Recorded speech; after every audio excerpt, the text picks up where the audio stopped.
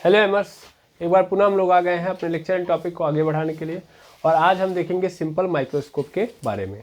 ठीक है, तो चलिए समझते हैं सिंपल माइक्रोस्कोप क्या होता है। तो जो सिंपल माइक्रोस्कोप होता है वो एक ऐसा लेंस होता है, या ऐसे मैं बोल सकता हूँ कि it is a converging lens with small focal या फोकल लेंथ, ऐसे बोल सकता हूँ, small focal length. Converging lens है जिसके बाद जो फोकल लेंथ होता है वो क्या है, बहुत ही छोटा होता है। ठीक है, which helps to see very small object। तो ये क्या है, it is a converging lens. Converging को ही हम लोग क्या बोलते हैं एक्चुअल में, कॉन्वेक्स लेंस बोलते हैं। तो सीधा सीधा आप कॉन्वेक्स लेंस भी बोल सकते हो, तो कॉन्वेक्स लेंस बोलेंगे। तो एक कॉन्वेक्स लेंस है जिसका जो फोकल लेंथ होता है बहुत ही क्या होता है, बहुत छोटा होता है, और जो हेल्प करता है हमें बहुत स्मॉल ऑब्जेक्ट को देखने के लिए। ठीक है, मेनली ये जो आप सिंपल माइक्रोस्कोप है इसका यूज आप बहुत जगहों पे करते हो। सिंपल माइक्रोस्कोप का आप बहुत जगह पे यूज करते हो, जैसे कि आप बहुत छोटे या महीन अक्षरों को देखने के लिए, ऐसे मैं हिंदी में लिख देता हूँ, तो महीन अक्षरों को देखने के लिए आप इसका यूज करते हो। ठीक है, पहली बात तो ये for seeing very small letters.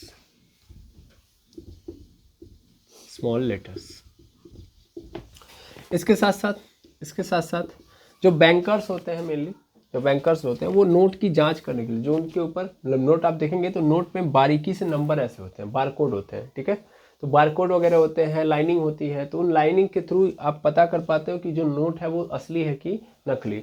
तो वो बहुत महीन होते हैं, तो इसलिए हम लोग सिंपल माइक्रोस्कोप का यूज करते हैं। देखिए, सिंपल माइक्रोस्कोप जो होता है बहुत स्मॉल ऑब्जेक्ट को दिखाता है, सही बात है, लेकिन एक सीधी सीधी बात जान लो कि ये जो सिंपल माइक्रोस्कोप है वो वाला माइक्रोस्कोप नहीं है जो आप सोच रहे हो।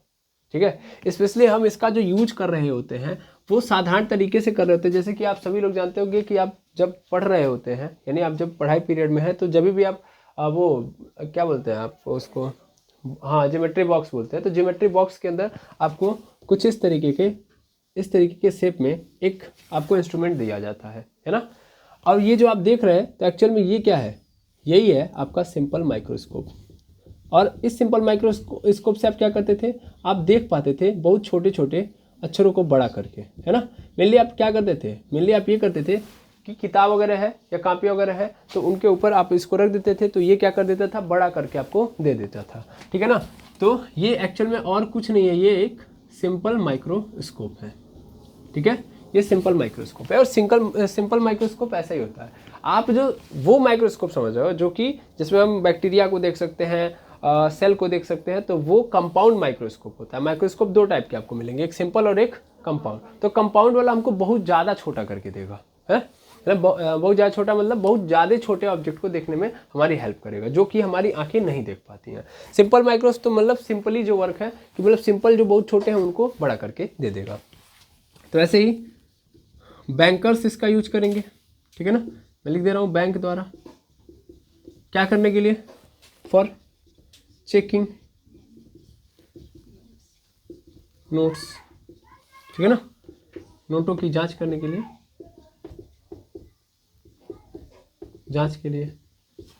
ठीक है।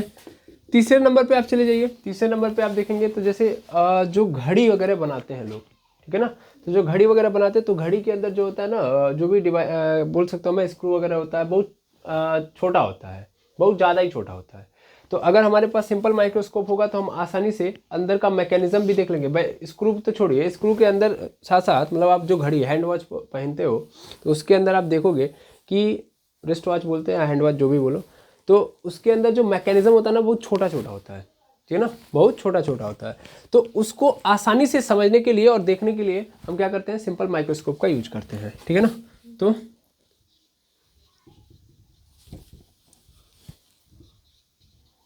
आप लिख लीजिए वॉचमैन, बाई वॉचमैन। वॉचमैन मतलब समझ में आ रहा है, घड़ी वाला आदमी। ठीक है, समझ जाएंगे आप। ऐसे ही चौथे नंबर पे आप चले जाएंगे तो बहुत सारे आपको हाथ देखने वाले बाबा लोग मिलेंगे, ज्योतिषी होंगे, तो वो भी इसका यूज करते हैं। वो मेनली हस्तरेखाओं को पढ़ने के लिए यूज करते हैं, ठीक है ना। तो आप लिख लीजिए hand line for reading, hand line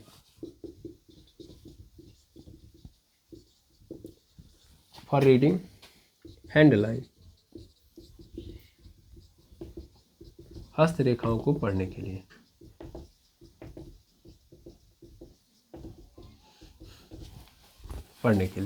इसके साथ साथ बहुत सारी चीज़ें मैंने बता दी। अच्छा जान दीजिए, 4 बहुत है, 4 यूजेज आपको याद रखने हैं सिंपल माइक्रोस्कोप के। ओके, तो सबसे पहले आप क्या करिए, इसको आप नोट डाउन कर लीजिए। अभी आप लोगों ने नोट कर लिया होगा, तो ये तो बहुत बहुत बहुत बहुत छोटी बातें हैं सिंपल माइक्रोस्कोप के लिए। इसकी बहुत बड़ी बातें क्या है, बड़ी बातें क्या कि ये काम कैसे करता है। मेन काम आपको समझ में आ जाना चाहिए। मेन काम यही है कि भैया ये बहुत स्मॉल ऑब्जेक्ट को बड़ा करके दिखा देता है, ठीक है ना, स्मॉल को बिग बना देगा। मेनली देखिए हम इसे क्यों पढ़ रहे हैं, ठीक है ना। तो एक्चुअल में हम पढ़ रहे हैं ऑप्टिकल इंस्ट्रूमेंट, हम पढ़ रहे हैं ऑप्टिकल इंस्ट्रूमेंट, ठीक है। अभी स्टोरी मैं स्टार्ट करूंगा यहाँ से। और ऑप्टिकल इंस्ट्रूमेंट जो होते हैं, जिनको हम प्रकाशिक यंत्र बोलते हैं, प्रकाशिक यंत्र, इनका काम क्या है, इनका काम है हमारी आंखों को देखने में हेल्प करना, ठीक है ना। किस प्रकार की हेल्प करना, तो जो चीज़ें हमारी आंखें आसानी से नहीं देख पा रही हैं उसको ये आसानी से हमें दिखाएंगे, ठीक है। यानी इनकी मदद से हम आसानी से देख सकते हैं। अच्छा, कब ऐसा होता है कि हम आसानी से देख लेते हैं, तो ध्यान दीजिएगा कि हमारी आंखों की अपनी, मतलब सभी लोगों की आंखों की अपनी अपनी क्या है, पावर है। एक पावर मतलब देखिए हमारी आंखों के अंदर भी क्या लगा हुआ है, कॉन्वेक्स लेंस बना हुआ है। क्या लगा हुआ है, कॉन्वेक्स लेंस। और कॉन्वेक्स लेंस से ही किरण जाती है और अंदर क्या होता है, रेटिना। और जो किरण है, किरण यहाँ से निकलेगी कॉन्वेक्स लेंस से होते हुए, जब गुजरेगी रेटिना पे पहुंचेगी, तो रेटिना पे एक्चुअल में इमेज बनता है, ठीक है, ठीक है। अब उस दौरान पूरा खेल इस किरण का, जो किरण जा रही है और रेटिना तक पहुंच रही है। भाई ये जो किरण आ रही है किसी ऑब्जेक्ट से आ रही है, सिंपल फॉर्मेट समझो। यहाँ पे कोई ऑब्जेक्ट यानी कोई वस्तु रखा गया है, इस वस्तु से किरण निकली है और इस कॉन्वेक्स लेंस से होते हुए रेटिना पे पहुंची है। अब जब ये रेटिना पे पहुंची है तो रेटिना पे जाके इमेज बना है, लेकिन ये जो इमेज का फॉर्मेशन है वो इस किरण के द्वारा इस कॉन्वेक्स लेंस पे जो कोण बनाया जाता है उस पर निर्भर करता है। मतलब जिस प्रकार का कोण ये किरण बनाएगी, जिस प्रकार का कोण ये किरण बनाएगी, उस हिसाब से यहाँ पे इमेज बनेगा, ठीक है।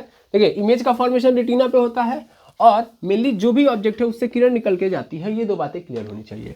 अब जो किरण निकल के जाती है वो कॉन्वेक्स लेंस पे एक कोण बनाती है, ठीक है ना, और वो कोण डिसाइड करता है कि इमेज कैसी बनेगी। यानी यहाँ पे एक कोण होगा, यहाँ पे एक एंगल फॉर्मेट होगा, ठीक है ना, एक एंगल फॉर्म होगा, और ये जो एंगल होगा इसी एंगल की बदौलत हमारे रेटिना पे इमेज बनेगा। दैट मीन्स हमें दिखाई दे रहा है। इसी एंगल को हम नाम देते हैं विजुअल एंगल, ठीक है, दर्शन कोण, ठीक है। अब इस चीज को मैं आपको इमेज के थ्रू समझाता हूं। देखो मेनली क्या है कि आप अगर ध्यान से ऑब्जर्व करेंगे तो आपकी आंखें हैं, ठीक है ना, इन आंखों के अंदर जो व्यवस्था है, जो भी व्यवस्था है आप देख पा रहे हैं, जो भी व्यवस्था, दैट मीन्स लेंस हो गया, रेटिना हो गया, ये बहुत ही छोटे डिस्टेंस पे है। तो मैं एक ही बार में इसको क्या कर देता हूँ, कैप्चराइज कर देता हूँ। ओके, अब सपोज कर लीजिए यहाँ पे कोई ऑब्जेक्ट रखा गया है, ठीक है, यहाँ पे कोई ऑब्जेक्ट है। इस ऑब्जेक्ट से जाहिर सी बात है कि कोई किरण जाएगी ही जाएगी और हमारी आंखों पे जाके पड़ेगी, हाँ या ना। तो ये रहा आँख, ठीक है, ऐसे बना देता हूँ मैं। तो ये हमारी आंखों के साथ कोई कोण बनाएगा, बिल्कुल कोण बनाएगा। अब ध्यान से देखिएगा तो यहाँ से पीछे क्या है, रेटिना है। ऐसे देख लो, यहाँ पे क्या है, रेटिना है। अब ये किरण यहाँ से निकली, अब ये किरण यहाँ से जाएगी, ऐसे जाएगी। अगर मैं यहाँ से एक ऐसे लाइन ड्रॉ करूँ तो यहाँ से क्या बनेगा, यहाँ से अगेन यहाँ पे कोण बनेगा और इस कोण के बिहाफ पे यहाँ पे इमेज का फॉर्मेशन होगा, ठीक है। मैंने लिखा है, पहले ध्यान से समझिएगा, अगेन अगेन अगेन अगेन। देखिए यहाँ पे आपने क्या रखा, ऑब्जेक्ट, ठीक है। ये ऑब्जेक्ट कहाँ पे होगा, तो जहाँ पे होगा, जिस जगह पे होगा उसको हम क्या बोलते हैं, प्रिंसिपल एक्सिस बोलते हैं। प्रिंसिपल एक्सिस पे होगा, एक लाइन ड्रॉ अगर हम करें तो एक प्रिंसिपल एक्सिस बनेगा। और यहाँ से जाहिर सी बात है कि यहाँ से क्या निकलेगी, कोई किरण निकलेगी, और ये किरण कैसे जाएगी, तो ऐसे जाएगी। जब ये ऐसे जाएगी तो ये हमारी आंखों के पास ऐसे ही तो आएगी, एक किरण ऐसे ही तो आएगी, बिल्कुल आएगी, और आएगी तो ये हमारी आंखों के साथ क्या बना रही है, एक एंगल क्रिएट कर रही है कि नहीं है। अगर मैं ये प्रिंसिपल एक्सिस को आगे ड्रॉ कर दूं तो ये हमारे आंखों के साथ यहाँ पे क्या बना रही है, थीटा एंगल बना रही है, और फिर ये लेंस से होते हुए आगे बढ़ जाएगी, और आगे मतलब हमारी आंखों के अंदर जाएगी, और आंखों के अंदर मतलब कहाँ पे पहुँच जाएगी, रेटिना पे पहुँच जाएगी। तो ध्यान से देखिए, यहाँ पे थीटा, तो यहाँ भी क्या बन जाएगा, थीटा, और यही जो थीटा है, यही वाला थीटा है ना, तो ये जो थीटा, इसी के बदौलत यहाँ पे इमेज का फॉर्मेशन होगा, है ना। अब अगर मैं क्या करते जाऊँ, इस थीटा को घटाऊं या बढ़ाऊं, तो इस हिसाब से जो इमेज का फॉर्मेशन है वो क्या होते जाएगा, छोटा या बड़ा होते जाएगा, यानी जो इमेज यहाँ पे बनी है वो छोटी या बड़ी होती जाएगी। ठीक है, तो ध्यान से देखिए, ये जो एंगल है जो हमारी आंखों के साथ बना हुआ है, इसी को हम क्या बोलते हैं, विजुअल एंगल कहते हैं। क्या कहते हैं, विजुअल एंगल कहते हैं। अब थोड़ा सा फील करिएगा कि ये जो विजुअल एंगल है वो इस ऑब्जेक्ट की डिस्टेंस बढ़ाने पे, मतलब इस आंखों से, मतलब इस ऑब्जेक्ट को हम आंखों से दूर ले जाएंगे। तो अभी अगर मैं ऑब्जेक्ट को यहाँ पे रखूँ तो फिर ये और कम एंगल बनाएगा, यानी जो विजुअल एंगल है वो क्या हो जाएगा, कम। थोड़ा सा और दूर लेके जाऊँ तो ये और कम हो जाएगा, होने लगेगा ना। और एक समय ऐसा आएगा कि ये हमारी आंखों के साथ बहुत छोटा एंगल बनाएगा। और छोटा एंगल बनाने का मतलब, ध्यान से देखिए, ये जो किरण है, ये वाली जो किरण है, वो धीरे धीरे इस प्रिंसिपल एक्सिस पे आ जाएगी, और प्रिंसिपल एक्सिस पे आ जाएगी तो फिर उस केस पे रेटिना पे इमेज बनी नहीं पाएगी। समझ पा रहे हैं। तो ये जो केस आप देख पा रहे हो, इसमें आपको ये समझ में आ गया कि मतलब जो ही या जब हमारे ऑब्जेक्ट की डिस्टेंस आप बढ़ाओगे, उतना ही उसका जो क्लियर विजन है वो क्या होते जाएगा, खत्म होते जाएगा। समझ में आ रहा ना। यानी देखने की एक जो पावर है, जो ये देख सकता है, उससे जितना ही आप दूर लेके जाओगे, यानी इसका एक मतलब होगा ना कि भाई इतने दूर तक की चीज़ों को ये साफ साफ देख लेगा, उसके बाद आप उधर बढ़ाते जाओगे, तो बढ़ाने से प्रॉब्लम क्या आ रही है कि विजुअल एंगल क्या होते जा रहा है, छोटा होते जा रहा है। छोटा होते होते क्या होगा सर, इमेज भी बनना धीरे धीरे डाउन हो जाएगी। समझ पा रहे हैं ना, इमेज भी बनना कम हो जाएगी, यानी धुंधली बनने लगेगी, फिर धीरे धीरे बनना ही बंद हो जाएगी। समझ पा रहे हैं। तो इस प्रॉब्लम को कौन सॉल्व करेगा, तो इस प्रॉब्लम को भी सॉल्व करेगा ऑप्टिकल इंस्ट्रूमेंट। पहली बात तो ये, यानी जब दूर हो तब, ये तो बहुत ज़्यादा फार है, मतलब बहुत दूर है, लेकिन ऐसा भी हो कि मान लो बहुत छोटा हो, यहीं पे ले लो, यहाँ पे ले लो, बहुत छोटा हो, तो बहुत छोटा होगा तो भी तो ये आंखों के साथ बहुत छोटा कोण बनाएगा, तो भी विजुअल एंगल क्या होगा, छोटा होगा। तो बहुत छोटी ऑब्जेक्ट है, बहुत छोटा ऑब्जेक्ट है, तो उस केस में बहुत स्मॉल है, तो उस केस में भी जो विजुअल एंगल होगा वो क्या होगा, छोटा होगा। तो वहां भी हमारी आंखें नहीं देख पाएंगी, तो उस समय भी हमारी कौन हेल्प करेगा, ऑप्टिकल इंस्ट्रूमेंट। तो ऑप्टिकल इंस्ट्रूमेंट एक्चुअल में कर क्या रहा है, आखिर क्या कर देगा ये, पहले तो ये समझिए, ये क्या करेगा, दूर जो वस्तु है जो हमारी आंखें नहीं देख सकती उनको दिखा देगा, छोटी जो ऑब्जेक्ट है उनको नहीं देख सकती हमारी आंखें, उनको दिखाने में हेल्प करेगा। तो आखिर करेगा क्या ये आंखों के साथ, तो आंखें भाई पहले से फिक्स है कि भैया, वो कहते हैं कि नहीं, हम इतने विजुअल एंगल पे, मतलब ऐसा विजुअल एंगल आप रखोगे तभी हम खेल पाएंगे। मतलब हमारे लिए कौन इंपॉर्टेंट है, विजुअल एंगल। ऐसा नहीं कि आप माइक्रोस्कोप लगाओगे तो चमत्कार हो जाएगा, ठीक है ना, विजुअल एंगल वही का वही बनेगा और आंखें अपने आप देखने लगेंगी, ऐसा बिल्कुल नहीं होगा। एक्चुअल में जो ऑप्टिकल इंस्ट्रूमेंट है वो एक प्रकार के लेंस ही है, जैसा कि आप जानते हो कि simple microscope also a convex lens are converging lens. तो वैसे ही ऑप्टिकल इंस्ट्रूमेंट्स में भी क्या लगा होगा, एक लेंस लगा होगा। ये जो एक्स्ट्रा लेंस आप दे रहे हो, इससे क्या होगा, इससे जो होगा ये विजुअल एंगल क्या हो रहा होगा, इंक्रीज हो रहा होगा। समझ पा रहे हैं। और जब हमारी आंखों को ये जो बहुत नीचे है, इनको ये उठा के ऊपर कर देगा, दैट मीन्स ये हमको बड़ा विजुअल एंगल दे देगा। और बड़ा विजुअल एंगल जब दे देगा तो हमारी आंखें आसानी से उसको बड़ा करके देख पाएंगे। इससे छोटा है तो बड़ा करके देखेंगे, और बहुत दूर है तो उसको पास हमको दिखाई देगा, है ना, वो पास हमें दिखाई देने लगा बिकॉज ऑफ ऑप्टिकल इंस्ट्रूमेंट। क्यों, आखिर कारण समझ में आ गया। तो ऑप्टिकल इंस्ट्रूमेंट एक्चुअल में क्या करता है, तो ऑप्टिकल इंस्ट्रूमेंट एक्चुअल में विजुअल एंगल को बढ़ाता है, विजुअल एंगल को बढ़ाता है, ठीक है ना। विजुअल एंगल बढ़ेगा, इंक्रीज होगा, तभी जाके हमें छोटी या बहुत दूर के ऑब्जेक्ट दिखाई देंगे। और जैसा कि यहाँ पे आप देखें तो एक्चुअल में विजुअल एंगल दो चीज़ों पे डिपेंड कर रहा है, विजुअल एंगल दो चीज़ों पे डिपेंड कर रहा है। ये सबसे पहले तो आप देख लो ना कि विजुअल एंगल एक्चुअल में डिपेंड कर रहा है हाइट ऑफ ऑब्जेक्ट, ऐसा नो, ऑब्जेक्ट की हाइट जितनी छोटी होती जा रही है उतना ही विजुअल एंगल छोटा हो जा रहा है, लेकिन जितनी बड़ी होती जाएगी उतना विजुअल एंगल भी तो बड़ा होते जाएगा, है ना, ऐसा नो। तो ये भी एक कहानी आपको याद रहनी चाहिए। मतलब विजुअल एंगल जो होता है वो 1/60 डिग्री से नीचे के कोण वाले लाइट या जो रेज है उनको कैप्चराइज नहीं कर पाता। दैट मीन्स अगर मान लीजिए कोई ऑब्जेक्ट है जो हमारी आंखों के साथ इतना कोण बना रहा है, ठीक है ना, तो इससे थोड़ा सा भी कम हुआ तो इसका मतलब वो दिखाई देगा ही नहीं, हमारी आंखें उनको देख ही नहीं सकती, ठीक है। ये बात आप पहले ध्यान में रखेंगे। तो आई थिंक विजुअल एंगल पहले पकड़ में आ गया होगा, और ऑप्टिकल इंस्ट्रूमेंट क्या करते हैं ये भी समझ में आ गया होगा। विजुअल एंगल क्या होता है, तो जो वो एंगल जो ऑब्जेक्ट हमारी आंखों के साथ बनाता है, वो एंगल जो ऑब्जेक्ट द्वारा हमारी आंखों के साथ बनाया जाता है, ठीक है ना।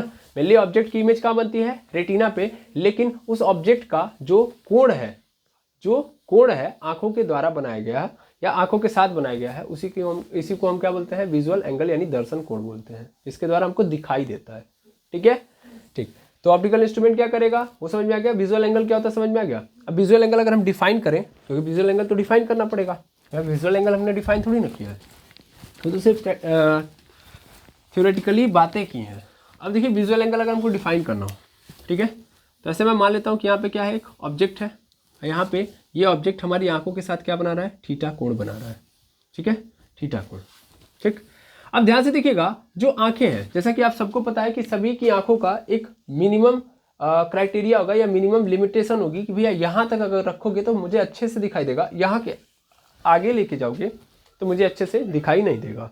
अगर ऑन एन एवरेज निकाला जाए सभी मनुष्यों का, इन सभी ह्यूमन बीइंग का, तो मेनली उनको नॉर्मली 25 सेंटीमीटर पे अगर कोई ऑब्जेक्ट रख दिया जाए तो वहाँ पे उनको अच्छे से दिखाई देगा, अच्छे मतलब क्लियर विजन वहाँ पे मिलेगा उनको, ठीक है। ध्यान से देखिएगा, ये जो है इसी को हम बोलते हैं least distance of clear vision.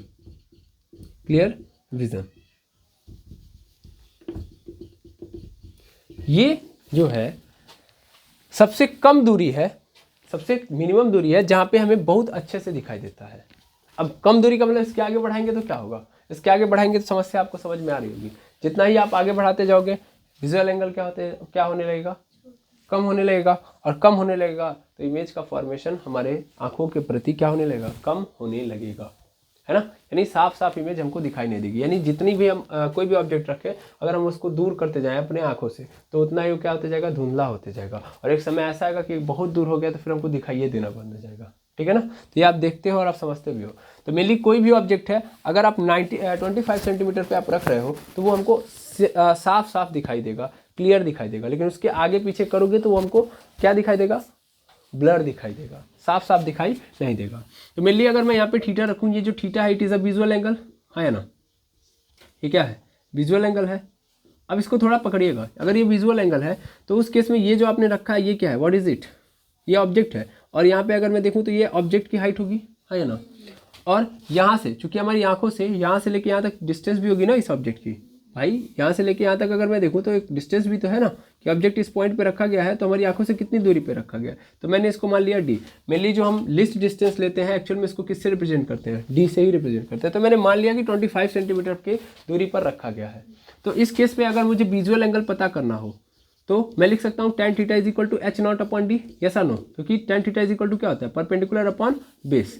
तो इसलिए मैंने ऐसा किया, थीटा के सामने है अगर तो ये परपेंडिकुलर हो जाएगा और ये क्या हो जाएगा, बेस, तो ये आ गया आपका परपेंडिकुलर अपॉन बेस h0/d, ठीक है। अब मेनली आप सबको पता है कि हमारी आंखें बहुत बड़ी तो होती नहीं है, बहुत छोटी होती हैं, है ना, तो उनके द्वारा जो एंगल फॉर्म किया जाएगा वो भी क्या होगा, बहुत छोटा होगा।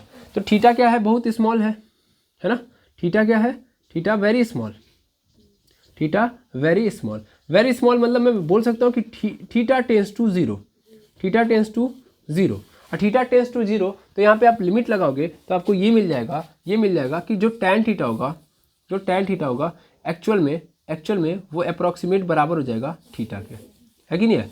तो यानी आपको मिल जाएगा यहाँ पे theta is equal to h0/d। Clear है, विजुअल एंगल में कोई समस्या नहीं होनी चाहिए। ऑब्जेक्ट द्वारा लिस्ट डिस्टेंस पे कितना एंगल फॉर्म किया गया है आंखों के साथ, उसी को हम क्या बोलते हैं, विजुअल एंगल। अब क्लियर कर लीजिए इसको, क्योंकि इसका यूज आपको बहुत जगह करना है। अगेन, तो व्हाट इज विजुअल एंगल, अगर आपसे कोई भी पूछ दे विजुअल एंगल क्या है, ऑब्जेक्ट द्वारा लिस्ट डिस्टेंस पे, लिस्ट डिस्टेंस बोल दो, अच्छा इसी को हम नियर पॉइंट भी बोलते हैं, ठीक है ना, नियर पॉइंट, तो नजदीक बिंदु, यहाँ पे हमको साफ साफ दिखाई देता है, लिस्ट डिस्टेंस पे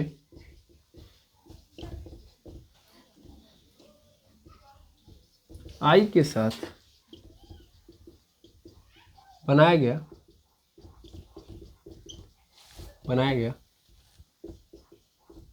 एंगल क्या कहलाता है? विजुअल एंगल कहलाता है।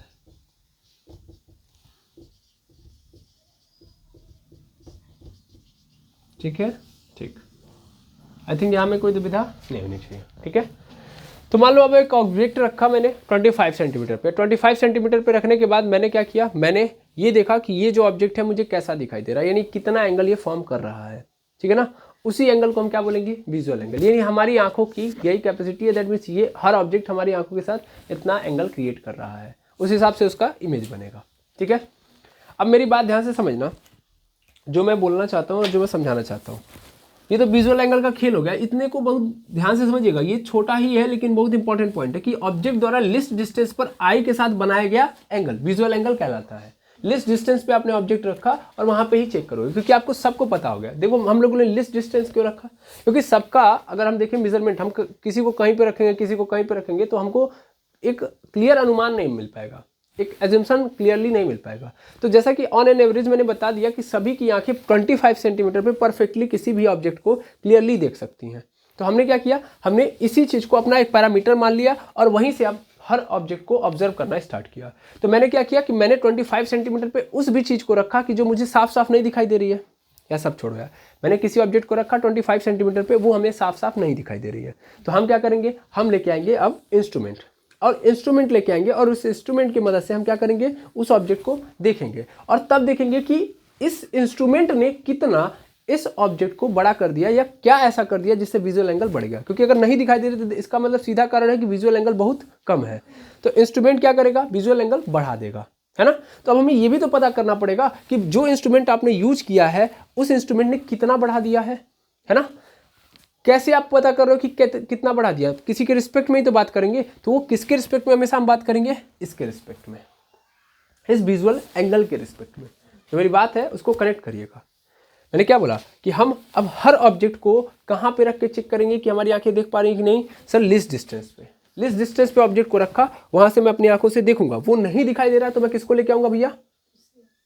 भाई हमें क्या पता है, एक बार फिर से कनेक्ट करो, हमें क्या पता है, लिस्ट डिस्टेंस पे मैं किसी ऑब्जेक्ट को रखूंगा तो वहाँ पे क्लियर दिखाई देगा, वहीं पे साफ साफ दिखाई देगा। उसके इधर उधर रखूंगा नहीं साफ दिखाई देगा। ठीक है, तो मैं जिसको भी देखना चाहूँगा, मेरा पहला ही जो प्रयास होगा वो हमेशा यही होगा कि मैं लिस्ट डिस्टेंस पे उसको रख के चेक करूँ। और हमें सिखाया भी यही जाता है कि आप कोई भी ऑब्जेक्ट, कोई ऑब्जेक्ट कह रहा हूँ मैं, टीवी देख रहे हो, मोबाइल देख रहे हो, कंप्यूटर देख रहे हो, जो भी है, आप अगर देख रहे हो तो उस कंडीशन में आपको हमेशा क्या करना चाहिए, उसके मतलब उस जो ऑब्जेक्ट जिसको आप देख रहे हो और जहाँ पे आपकी आंखें है उसके बीच में आपको कम से कम 25 सेंटीमीटर का डिस्टेंस मेंटेन करना चाहिए, है ना। उससे आपकी आंखों को, ध्यान से समझिएगा, उससे आपकी आंखों को बहुत ज़्यादा प्रेशर नहीं झेलना पड़ता है।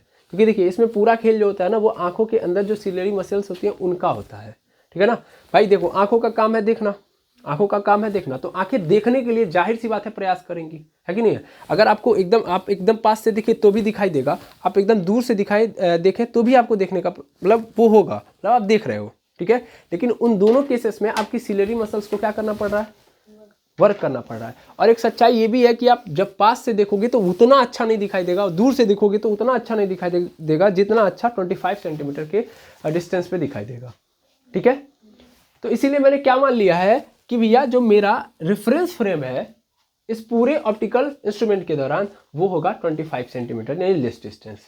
ठीक है, जैसा कि मैं समझ चुका हूं कि ऑप्टिकल इंस्ट्रूमेंट विजुअल एंगल को बढ़ा देता है, तो जाहिर सी बात है मैं कभी भी किसी ऑप्टिकल इंस्ट्रूमेंट को यूज करूंगा तो ये जरूर जांच करूंगा कि इसने कितना बढ़ा दिया, जैसा नो। और किसके रिस्पेक्ट में मैं देख रहा हूँ, विजुअल एंगल के। भाई मेरी आंखों के द्वारा शुरुआत में इतना एंगल बढ़ रहा था, जब मैंने ऑप्टिकल इंस्ट्रूमेंट लगा दिया तो अब इतना बढ़ गया, यानी पहले इतना बन रहा था अब इतना बन रहा है। तो कितना बढ़ा वो कैसे पता चलेगा, जब हम तुलना करेंगे, है ना। बिना कंपैरिजन के तो समझ में नहीं आएगा। तो वो कंपैरिजन कौन करके बताता है, उसको हम बोलते हैं मैग्नीफाइंग पावर या एंगुलर मैग्निफिकेशन। ओके, तो अब एंगुलर मैग्निफिकेशन क्या होता है, तो ऑप्टिकल इंस्ट्रूमेंट के द्वारा, मतलब ऑप्टिकल इंस्ट्रूमेंट आपने यूज किया, उस कंडीशन में जो इमेज के द्वारा या जो ऑब्जेक्ट की जो इमेज बनी है उस इमेज का जो एंगल हमारी आंखों पे फॉर्म हो रहा है और हमारा जो विजुअल एंगल है वो कितना है, मतलब उसके रिस्पेक्ट में वो कितना है, that is called magnifying power या एंगुलर मैग्निफिकेशन।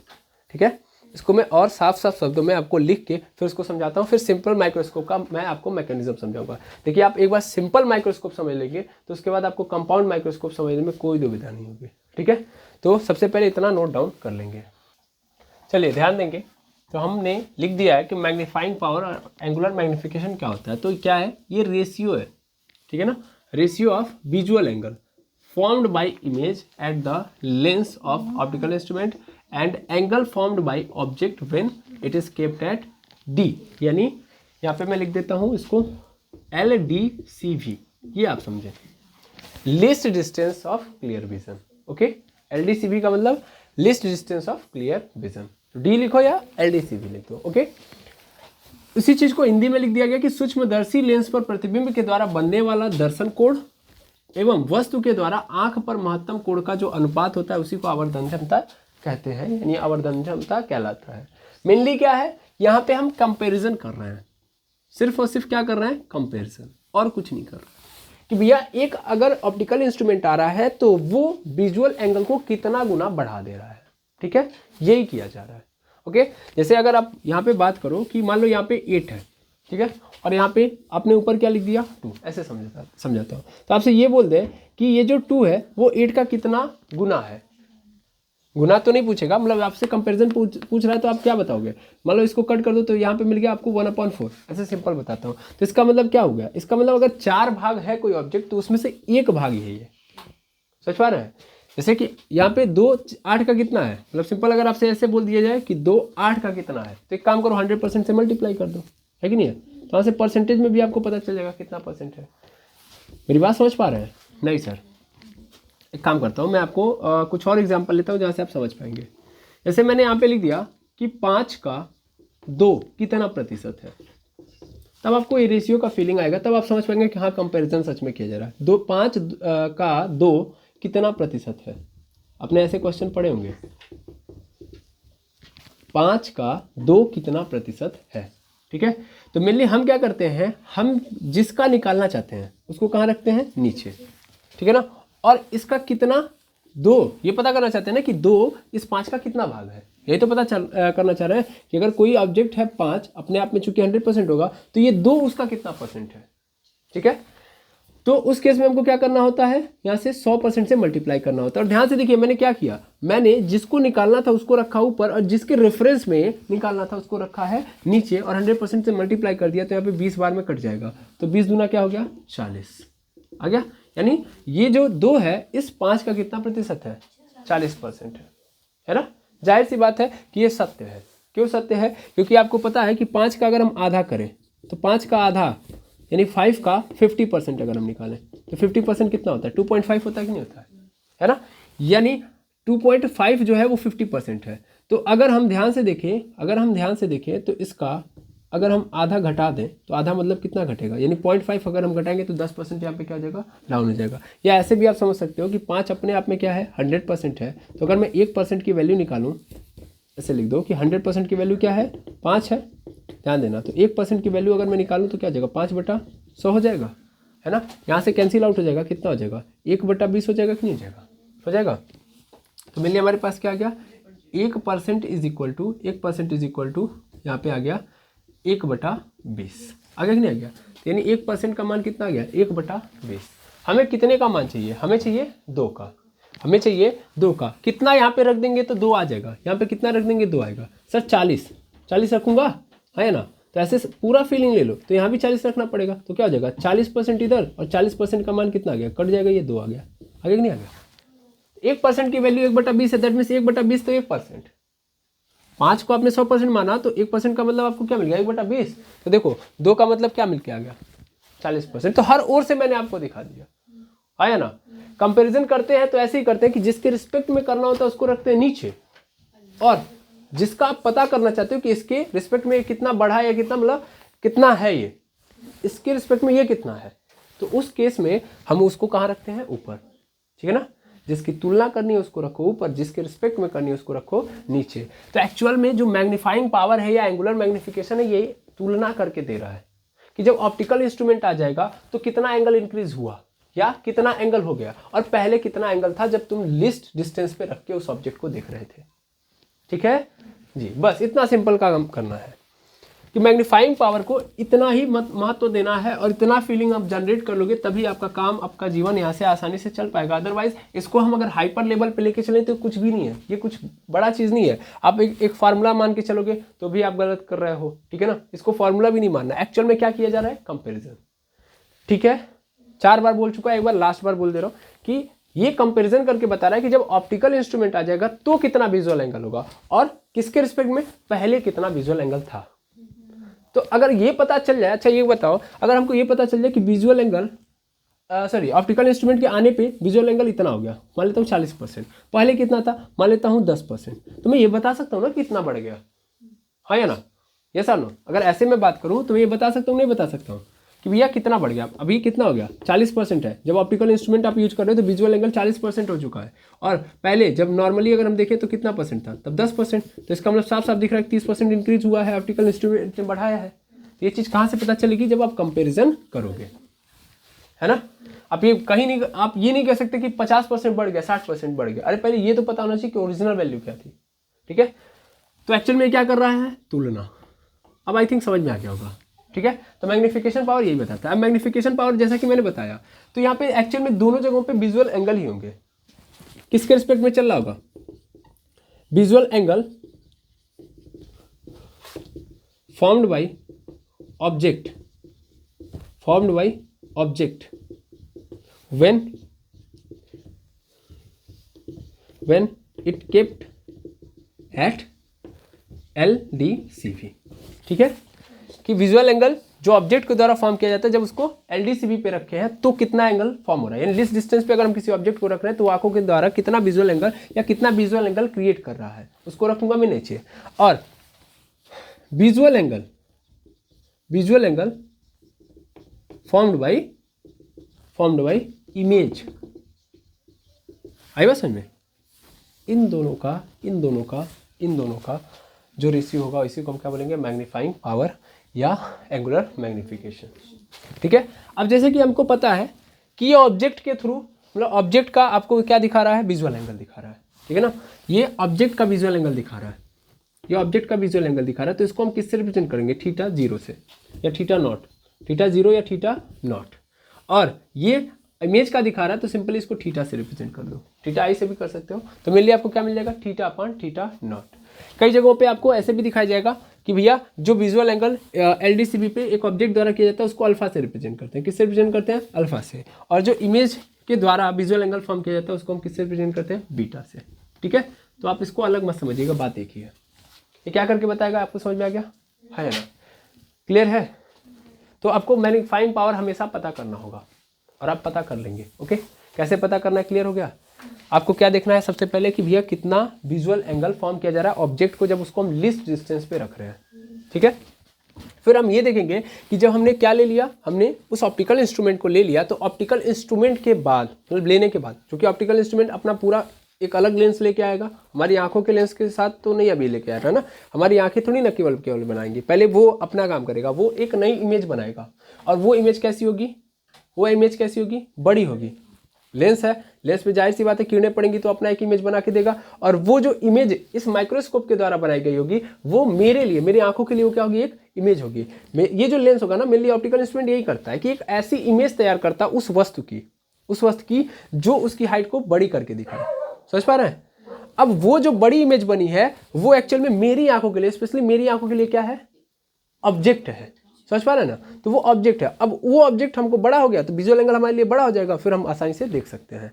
तो वो इमेज के द्वारा कितना विजुअल एंगल बनाया जा रहा है, क्या क्लियर समझ पा रहे हैं। अभी मैं उसको आपको डायग्राम के भी थ्रू समझाऊंगा कि भैया आपने ऑप्टिकल इंस्ट्रूमेंट किया, दैट मीन्स उसके पास भी क्या है, लेंस है। तो उस लेंस ने जो इमेज फॉर्म किया है वो इमेज मेरी आंखों के साथ कितना विजुअल एंगल बना पा रही है, क्लियर। और ये जो ऑब्जेक्ट है, जिस ऑब्जेक्ट को आप देख रहे हो जो कि लिस्ट डिस्टेंस पे रखा गया, तो वो कितना मेरी आंखों के साथ विजुअल एंगल बना रहा है, इन दोनों का रेशियो ही मैग्नीफाइंग पावर कहलाएगा। ठीक है, क्लियर है। है ना। तो सबसे पहले इसको भी आप क्या कर लेंगे, नोट डाउन, फिर हम डायग्राम लेके आते हैं और डायग्राम से आपको एकदम पूरा का पूरा मैकेनिज्म ही क्लियर कर देते हैं, ठीक है। पहले नोट डाउन कर लेंगे। चलिए अब हम क्या करेंगे, अब हम एक ऑब्जेक्ट रखेंगे, यानी एक ऑब्जेक्ट सेलेक्ट कर रहे हैं, ओके। और ऑब्जेक्ट सेलेक्ट करने के बाद हम क्या लेके आ रहे हैं, सिंपल माइक्रोस्कोप। ध्यान दीजिए कि सिंपल माइक्रोस्कोप के अंदर लेंस लगा है, ठीक है। सिंपल माइक्रोस्कोप में लेंस लगा है। लेंस कैसा है, कन्वर्जिंग है, बोला था पहले ही, कन्वर्जिंग यानी कॉन्वेक्स है, पहली बात। और क्या है, स्मॉल फोकल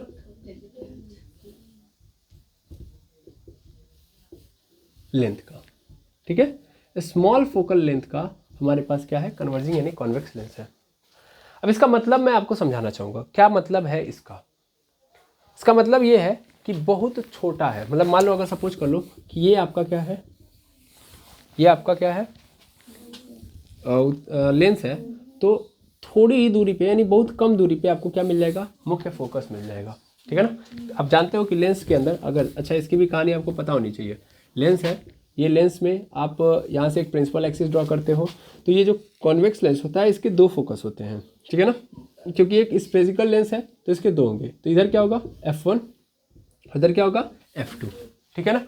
इसकी मैक्सिमम केसेस में आप जो प्रॉपर्टी देखोगे, ये देखोगे कि एक तो पैरेलल निकलती है और पैरेलल से कहाँ पे चली जाती है, F2 पे, और दूसरी ऑप्टिकल से निकलती है ना। दूसरी जो किरण है वो कहाँ से जाएगी, ऑप्टिकल से निकलेगी। तो जब भी पैरेलल जाएगी प्रिंसिपल एक्सिस की, तो हमेशा जाके F2 पे मिल जाएगी, यानी F2 पे हमेशा कन्वर्ज हो जाएगी। इसीलिए इसको हम क्या बोलते हैं, कन्वर्जिंग लेंस। क्यों बोलते हैं, क्योंकि जितना भी आप पैरेलल यहाँ से भेजोगे, जितना भी आप प्रिंसिपल एक्सिस के पैरेलल भेजोगे, ये जाके F2 पे मिल जाएगी। जहाँ से भी आप भेजो हमेशा F2 पे जाके मिल जाएगी। ये कन्वर्ट करने का काम करती है, ठीक है। अच्छा, अब मैंने बोला ना कि ये बहुत नज़दीक है, तो बहुत नज़दीक होने का मतलब आप समझ सकते हो कि ये बहुत छोटा है। अच्छा, छोटा है तो ध्यान से समझना कि मान लो यहाँ पे ऑब्जेक्ट आपने रखा, तो इस केस में सर ये होता है कि यहाँ से एक पैरेलल किरण जाएगी और ये जाएगी पहले F2 पे, और दूसरी किरण जो होगी वो कहाँ से निकलेगी, यहाँ से निकलेगी, और ये दोनों जहाँ पे मिल जाएंगी वहाँ पे इमेज फॉर्म हो जाएगी। अब समझना, ध्यान से समझना, मुझे क्या करना है, मुझे ऐसी इमेज बनानी है जो एक तो बड़ी हो, जो क्या हो, बड़ी हो। बड़े अच्छे से समझिएगा, पहले हमारा काम क्या है, ये जो छोटा है जिसको मैंने अगर रखा है यहाँ पे, ध्यान से समझना, मैं यहाँ पे एक काम करता हूँ, इस ऑब्जेक्ट को पहले सिंपली यहाँ पे रख लेता हूँ, और इस ऑब्जेक्ट द्वारा यहाँ पे एक कोण बनाया जा रहा है, थीटा बनाया जा रहा है, थीटा 0, क्योंकि ये क्या है, ऑब्जेक्ट है, इसलिए मैंने क्या लिख दिया, थीटा 0। कितने डिस्टेंस पे रखा गया है, d डिस्टेंस पे। पहले मैंने चेक कर लिया कि मुझे दिखाई दे रहा है कि नहीं, तो ये मेरी आंखें हैं, मेरी आंखें यहाँ पे नहीं देख पा रही हैं, ठीक है ना। सिंपली मेरी आंखें हैं और ये आंखें नहीं देख पा रही हैं इस ऑब्जेक्ट को। रीज़न क्या है, बहुत छोटा है, वेरी स्मॉल, ठीक है, वेरी स्मॉल। अब जैसा मैंने बताया था, देखो छोटा होने का मतलब इसकी हाइट ऑफ ऑब्जेक्ट क्या है, छोटी है, ठीक है ना। Height of object very small. एक काम करो, यहाँ पे लिख लो H0 वेरी स्मॉल, ठीक है। H0 छोटा है, इसलिए विजुअल एंगल भी क्या हो गया अपना, छोटा। So theta naught also very small, अब सुनना ध्यान से, हम चाहते हैं कि ये दिखाई दे, तो दिखाई देने के लिए मुझे क्या करना पड़ेगा, सर विजुअल एंगल बड़ा करना पड़ेगा, क्योंकि यहाँ पे विजुअल एंगल क्या है, छोटा हो गया। रीजन बिहाइंड इट, क्योंकि H0 छोटा है। जैसा हमने पढ़ा था कि H0 is directly proportional to visual angle, height of object is directly proportional to visual angle. Height of object छोटा है तो विजुअल एंगल भी क्या होगा, छोटा होगा। अच्छा, मैं चाहता हूं कि सर मुझे ये बड़ा दिखाई दे, क्योंकि अगर हाइट, देखो मुझे विजुअल एंगल बड़ा करना, विजुअल एंगल बड़ा करने के लिए मुझे ऑब्जेक्ट की हाइट को बढ़ाना पड़ेगा। मैं विजुअल एंगल को नहीं बढ़ा सकता, मैं ऑब्जेक्ट की हाइट को बढ़ा सकता हूँ। ऑब्जेक्ट की हाइट बढ़ेगी तभी जाके विजुअल एंगल इंक्रीज होगा। इसको पहले कनेक्ट करो, तो ले देके अब हमारे पास ये आया कि अगर मैं ऑप्टिकल इंस्ट्रूमेंट यूज करूंगा तो उसके अंदर जो भी लेंस आएगा, उस लेंस की सबसे पहली प्रॉपर्टी यही होनी चाहिए कि भैया वो जो भी इमेज बनाए, उस इमेज की जो हाइट होनी चाहिए वो ऑब्जेक्ट की हाइट से बड़ी होनी चाहिए, है ना। अगर वो इमेज की हाइट बड़ी रखेगा तो वही इमेज मेरी आंखें देखेंगी। माइक्रोस्कोप के अंदर जो इमेज बनेगा उसी को हमारी आंखें देखेंगी। अगर वो बड़ा रहेगा तो वो जो इमेज है वो मेरी आंखों के लिए क्या बन जाएगा, ऑब्जेक्ट बन जाएगा, और उसको एज ए ऑब्जेक्ट यूज करूंगा तो बड़ा ऑब्जेक्ट है तो विजुअल एंगल बड़ा होगा तो इमेज आराम से बन जाएगा। तो यानी मुझे मुझे क्या करना पड़ेगा, मुझे उस ऑब्जेक्ट को ऐसे जगह पे कॉन्वेक्स लेंस में एक ऐसी जगह पे प्लेस करना पड़ेगा जहां पे इमेज बड़ा बने एज कंपेयर टू ऑब्जेक्ट। ठीक है ना। अब कब ऐसा होता है बताइए, कब ऐसा होता है? जब मैं ऑब्जेक्ट को इस F1 के इधर रखूंगा तब ऐसा होता है, F1 पे रखूंगा तब ऐसा होता है। कब ऐसा होता है कि सबसे बड़ी इमेज हमको मिलती है, सबसे बड़ी इमेज मतलब इमेज की लेंथ बहुत तगड़ी मिलती है, बहुत बड़ी मिलती है। कब ऐसा होता है बता सकते हैं? सबसे बड़ी इमेज कब मिलती है हमको? सबसे बड़ी इमेज हमें तब मिलती है जब हम कहाँ पे रखते हैं, यहाँ पे F1 और ऑप्टिकल F1 देखिएगा ध्यान से, F1 और ऑप्टिकल सेंटर के बीच में अगर मैं ऑब्जेक्ट को रख रहा हूँ तब। इसका कारण क्या है? इसका कारण मैंने यहाँ पे क्यों रखा? तो एक तो पहला कारण तो ये था कि बड़ी मिलेगी। अभी क्यों मिलेगी अभी मैं समझा रहा हूँ। दूसरा ये भी फायदा है कि यही एकमात्र पोजीशन है कॉन्वेक्स लेंस के केस में कि जहाँ पे हमको इमेज सीधा मिलेगा, यानी जो इमेज है वो हमको इस ऑब्जेक्ट के जैसा मिलेगा, यानी सेम ऑब्जेक्ट जैसा दिख रहा है ना वैसे ही इमेज भी मिलेगी। और सबसे अच्छी बात क्यों क्या होगी, बड़ी होगी और सीधी होगी। ठीक है, तो इससे फायदा होगा कि नहीं होगा? अगर मान लो हम कहीं और रख रहे हैं, F1 पे ही रख दे रहे हैं या इसके पहले ही रख दे रहे हैं, देखो F1 पे भी ले जाओगे ना तो इमेज के मतलब इमेज जो बनेगा वो ऑब्जेक्ट की हाइट के बराबर बनेगा, है ना, है कि नहीं है? लेकिन प्रॉब्लम क्या है कि जितना भी इधर मैं रखूंगा सब की सब उल्टी बनेगी, सब उल्टा बनती है, इन्वर्ट इधर इमेज बनेगी, है ना। अगर उल्टा बन गया इमेज तो फिर मेरे लिए तो नुकसान है कि नहीं है? मेरे लिए तो नुकसान है ना, मुझे सीधी चीजें उल्टी नजर आएगी। क्लियर है कि नहीं है? तो फायदा यहाँ पे है कि F1 और O के बीच में रखोगे तो सबसे पहली बात, अभी मैं देखो क्या, मैं ज़्यादा बात नहीं करूँगा, यहाँ पे डायरेक्ट यहाँ पे बना के दिखाता हूँ। जैसे यहाँ पे मैंने इमेज को ऑब्जेक्ट को रखा, यहाँ पे रखूँगा ऑब्जेक्ट को, तो ये क्या होता है, ये कुछ ऐसा होता है कि मान लो यहाँ पे F2 है ना, जाहिर सी बात है पहली सीधी जाएगी, सीधी जाने के बाद कहाँ से निकलेगी, F2 से ऐसे निकल जाएगी, और दूसरी कहाँ से निकलती है, ऑप्टिकल से निकलती है। तो ये बताओ ये कैसी है? ये जो रेज निकली है कहीं पे मिलती हुई नजर आएंगी? कभी नहीं मिलेंगी। इनको हम डाइवर्जिंग रेज बोलते हैं। क्या बोलते हैं? Diverging raise. ये डाइवर्ट है, डाइवर्टेड है, कभी नहीं मिलेंगी। तो हम क्या करते हैं, यहाँ से एक रेज यहाँ से निकालते हैं और एक यहाँ से निकालते हैं और एक वर्चुअल इमेज यहाँ पे तैयार कर देते हैं। कर दिया, जो F1 के इस साइड बनी है। अब ध्यान से देखो, ये रहा ऑब्जेक्ट, ये ऑब्जेक्ट था, और ये जो इमेज बनी है इस ऑब्जेक्ट की वो बड़ी है, यस सर, और एकदम सीधी है कि नहीं है सर? इसके जैसी ही तो है, और क्या हो गया, अब ये बड़ी हो गई।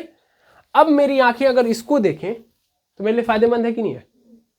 तो एक्चुअल में माइक्रोस्कोप यही कर रहा है, इसको इतना बड़ा बना दिया, अब ये मेरी आंखों को दिखाएगा, मेरी आंखें इसको देखेंगी। ठीक है, और जब मेरी आंखें इसको देखेंगी तो एक तो बड़ा हो गया, तो विजुअल एंगल बड़ा होगा, क्योंकि मैंने अभी जस्ट पढ़ा है कि हाइट ऑफ ऑब्जेक्ट बढ़ाओगे तो विजुअल एंगल बढ़ जाएगा। हाइट ऑफ ऑब्जेक्ट बढ़ गया क्योंकि ये मेरी आंखों के लिए ऑब्जेक्ट है। अब आई थिंक समझ में आ गया होगा कॉन्सेप्ट। ठीक है, तो हमें क्या करना है, हमें ऑब्जेक्ट को एकदम लेंस के पास रखना है। लेंस के पास रखने से क्या फायदा होगा कि वो F1 और O के बीच में चला जाएगा। यानी आपने माइक्रोस्कोप लिया, थोड़ा ध्यान से ऑब्जर्व करेंगे, माइक्रोस्कोप लिया, ऑब्जेक्ट लिया, ये रहा ऑब्जेक्ट, ये रहा माइक्रोस्कोप, दोनों आप क्या करिए, सिर्फ और सिर्फ इमेजिन करिए। मान लीजिए यहाँ पे ऑब्जेक्ट है और मेरे हाथ में माइक्रोस्कोप है, तो मैं क्या करूँगा, मैं इस माइक्रोस्कोप को पास लेके जाऊँगा। मैं अगर पास लेके जा रहा हूँ, ध्यान से समझिएगा, तो ये बड़ा करके दिखाएगा, नहीं दिखाई देगा? दिखाएगा। यानी जितना पास रखोगे उतना बड़ा रखेगा, जितना आप दूर रखोगे, आप देखोगे एक सिचुएशन ऐसी भी आएगी कि आपको बराबर दिख रहा होगा, जो आपको नॉर्मल आंखों से दिख रहा है उतना ही हाइट का वो आपको किताब लिए तो अक्षर जो है नॉर्मल साइज का दिखाई दे रहा होगा, लेकिन जितना पास लेके जाएंगे उतना बड़ा होते जाएगा। क्यों आखिर ऐसा हो रहा? क्योंकि F1 से O के बीच में जाती जाएगी, जितना ये इधर बढ़ेगी, जितना F1 को क्रॉस करके जाएगी उतना ही इमेज बड़ी होती जाएगी। अब आई थिंक समझ में आ गया होगा। तो हमेशा हम जब देखते हैं तो ऐसे ही तो करते हैं, माइक्रोस्कोप को एकदम पास में लेके जाते हैं। ठीक है ना, अब पास में ले गए, आराम से देख रहे हैं उसको, तो बड़ा करके दिखा रहा है, और हमारी आंखें उस बड़ी इमेज को देख रही हैं तो बड़ा फॉर्म हो जा रहा है आसानी से। लेकिन अगर हम माइक्रोस्कोप हटा दें तो बहुत छोटे छोटे अक्षर हैं, उसका विजुअल एंगल क्या है, बहुत छोटा है, तो इमेज क्लियर नहीं बन रही है। आई थिंक समझ में आ गया होगा। ठीक है, तो पास क्यों रखते हैं, क्लियर है? माइक्रोस्कोप को जो भी लेते हैं हम पास से, ऐसा है कि भाई वो उसके पास तो जादू है ना, ऑप्टिकल इंस्ट्रूमेंट है, तो उसको तो हम कहीं पे रखें, उसको बड़ा दिखाना चाहिए, लेकिन ऐसा नहीं होता है, नहीं होता है। प्रैक्टिकली वो क्या करता है, प्रैक्टिकली उसमें भी आपको ये देखने के लिए मिलेगा कि उसको एकदम पास रखना पड़ेगा। क्यों? तो कारण यहाँ पे समझ में आ जाना चाहिए। हम क्या करते हैं, इमेज को हम कहाँ पे ला के रखते हैं, इमेज को हम कहाँ पे ला के रखते हैं, F1 और O के बीच में, ठीक है ना। आपने जो लेंस लिया है, जो आपने माइक्रोस्कोप लिया है, उसका एक कैपेसिटी होगा, उसकी एक फोकल लेंथ होगी, है कि नहीं है। तो वो जो फोकल लेंथ है, वो फोकल लेंथ आपको एडजस्ट करनी पड़ती है, ठीक है ना। मान लो सपोज कर लो ये मेरा फिंगर है, ये फिंगर जो है, और ये जो क्या है, ये जो मैंने हाथ में लिया है माइक्रोस्कोप है, और यहाँ पे ऑप्टिकल सेंटर है, और वहाँ पे क्या है इसकी फोकल लेंथ, मतलब F1 दिख रहा है, ये फोकल लेंथ होगी। अब इसके बीच में रखोगे तभी होगा।